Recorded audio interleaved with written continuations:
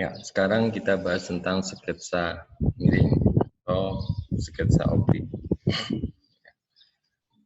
Baik, kita sudah pernah mempelajari apa itu sketsa oblik atau apa itu proyeksi oblik atau proyeksi miring. Ya, di mana pada pada proyeksi oblik atau proyeksi miring, ya tampak depan dari objek itu akan kita gambarkan sama seperti tampak pada sketsa oblik ini. Ya.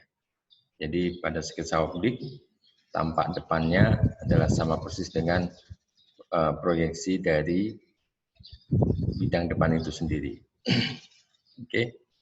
Nah, misalkan kita punya sebuah objek seperti ini. Oke, bagian yang ditandai dengan warna merah itu adalah bagian muka dari objek. Nah, pada sketsa oblik kita gambarkan terlebih dahulu tampak muka. Ya, seperti ini. Sama seperti bidang muka dari objek, sama persis. Kemudian kita tarik garis-garis yang membentuk sudut 45 derajat. Ya, kita gunakan kemiringan yang biasa digunakan pada proyeksi miring, ya, yaitu 45 derajat seperti ini garis-garis yang ada. Ya, dan ini sejajar semua membentuk sudut 45 derajat dari bidang horizontal. Oke, kemudian kita perkirakan kedalaman dari benda tersebut, dari objek tersebut. Oke, ya, jadi jarak ke belakangnya berapa, itu kita perkirakan. Seperti ini, kita tandai dengan jarak D. Ya. Oke. Nah, kemudian kita gambarkan juga garis-garis bantu. Ya. Untuk menandai di kedalaman berapa kita perlu membuatkan gambar proyeksinya. Oke. Ini hampir semua garis bantu sudah kita buatkan. Sekarang tinggal kita tebalkan garis yang tampak, ya, garis tampak. Nah, kita tebalkan garis tampaknya. Oke, seperti ini. Baik. Nah, oke, itulah gambar sketsa, ya, dengan menggunakan proyeksi miring atau gambar miring dari sebuah objek. Oke, kalau kita tidak menggunakan objek aktual tetapi menggunakan gambar multiview, ya tentu sama seperti membuat sketsa isometri, bahwa kita harus menginterpretasikan terlebih dahulu ya garis-garis yang diberikan pada gambar multiview-nya. Oke, di sini ada dua pandangan, sebut saja pandangan depan dan pandangan atas. Ya. Oke, dari sini kita tentukan atau kita buatkan dulu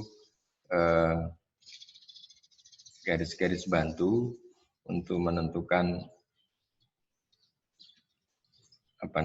fitur-fitur yang ada di dalam garis gambar multiview. Oke. Ya, baik. Bagian yang menonjol ke atas ini tidak ada di depan, ya, tidak di paling depan sekali, ya, karena kalau kita perhatikan dari tampak atasnya, ya bagian yang menonjol ke atas itu hanya separuh dari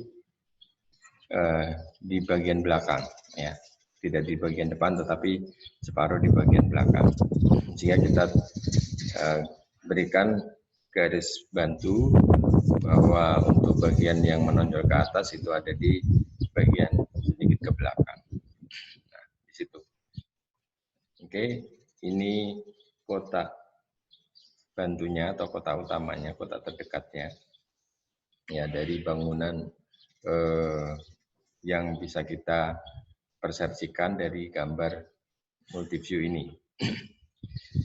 Baik ya, kemudian selanjutnya kita tentukan beberapa poin yang bisa kita tarik dari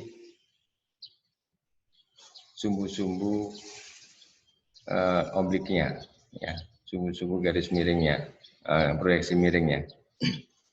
Baik, misalkan dari depan, ini panjangnya tidak seluruh permukaan depan, ya, karena pada titik tertentu mengalami belokan, sehingga tidak sampai ke ujung kanan dari bagian depan. Ini semua bidang depan, ya, tetapi hanya sampai titik yang kita berikan garis ini.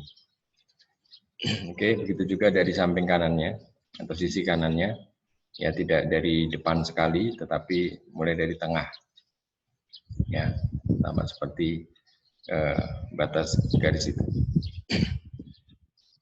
Baik, kemudian ya ini kita bisa buatkan garis bantu untuk bidang miring yang ada yang tampak dari depan. Ya.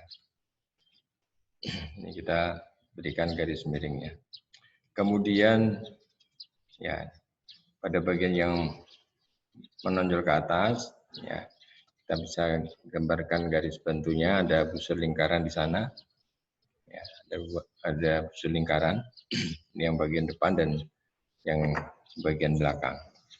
Kemudian ada lingkaran untuk lubang dari bagian yang menonjol ke atas. Kita buatkan garis bantunya terlebih dahulu seperti itu. Ya.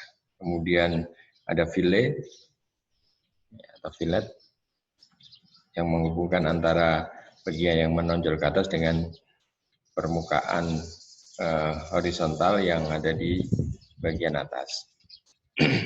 Oke, seperti ini ada fillet di situ. Ini adalah garis-garis bantu untuk gambar obliknya. Ya. Baik, kalau sudah tidak ada, kemudian kita buatkan garis-garis yang tampak dengan garis yang lebih tebal. Oke, dalam hal ini kita buat dengan garis warna biru. Oke, ini garis-garis yang tampak, yang kelihatan secara langsung oleh mata kita.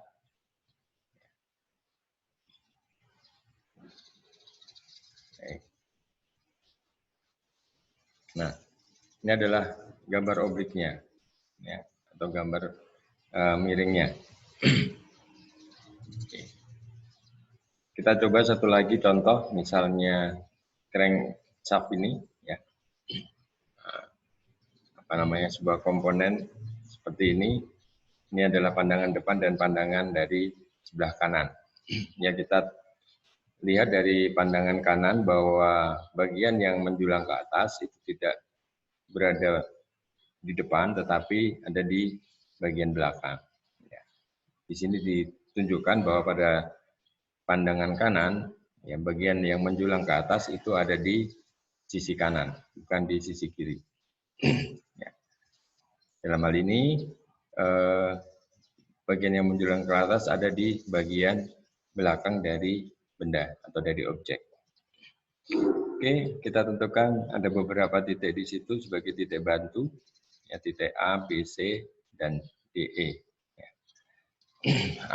Titik A, titik B, titik C itu ada di garis simetri dari lingkaran yang ada di bawah. Kemudian titik D dan E itu ada di garis sumbu simetri dari lubang lingkaran yang ada di atas. Baik, kita buatkan titik-titik bantunya. Misalkan ini titik A, ya, kita tarik garis bantu dengan kemiringan 45 derajat. Kemudian kita tentukan titik B dan titik C-nya. Oke, kemudian dari titik B, ya, kita tarik garis ke atas untuk menentukan di mana posisi titik D. Ya, karena titik D itu ada di atas titik B.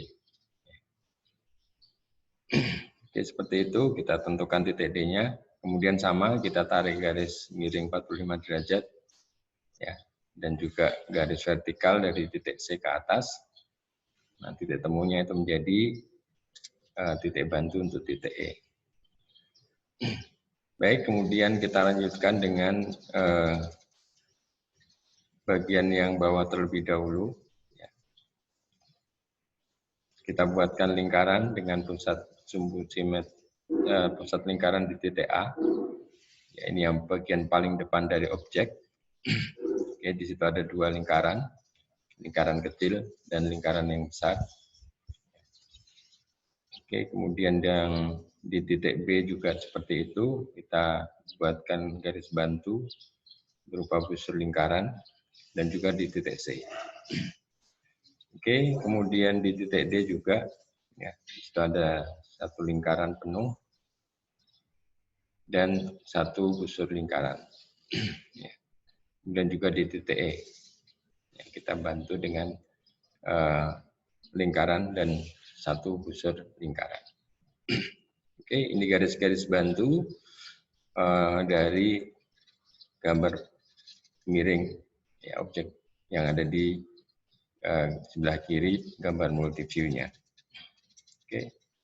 Kemudian kita tambahkan di situ ada ada sedikit ya biasanya untuk pasak gitu ya. Nah, oke. Sudah kita gambarkan garis-garis bantunya, sekarang tinggal kita tentukan di mana letak garis-garis yang nyata, yang tampak langsung oleh mata kita. Oke, itu. Oke.